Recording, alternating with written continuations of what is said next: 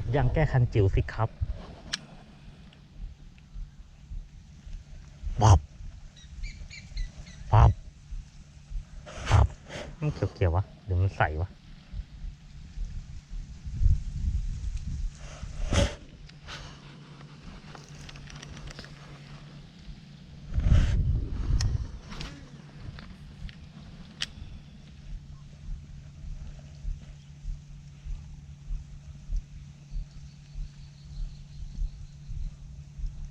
จบละ2 ไม้ไม่โดนก็จบละ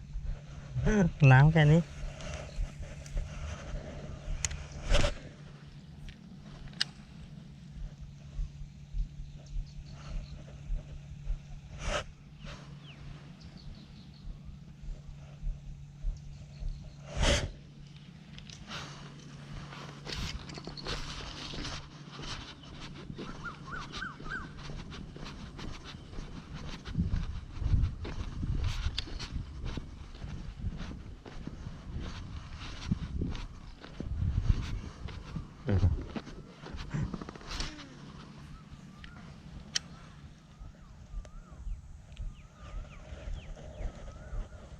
ไม่ลกไม่ตี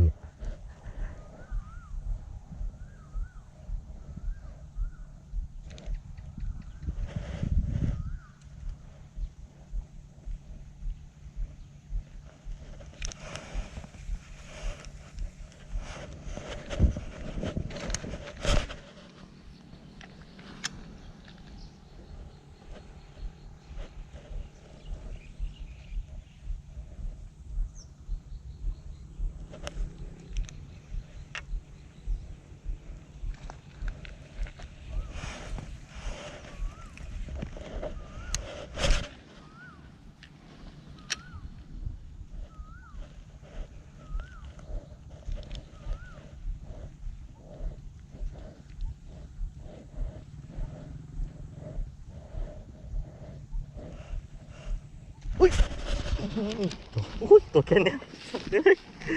คิดว่าตัวใหญ่กัดเป็นกบยางแก้คันเนอะแก้คันจิ๋วครับก็คิดว่าตัวใหญ่โอ้โหเห็นพวกมาโอ้ตายแล้วกัดก็แรงแต่ท่านี้โอ้กัดแรงมากอะติวูบไปวูบมาบับจนได้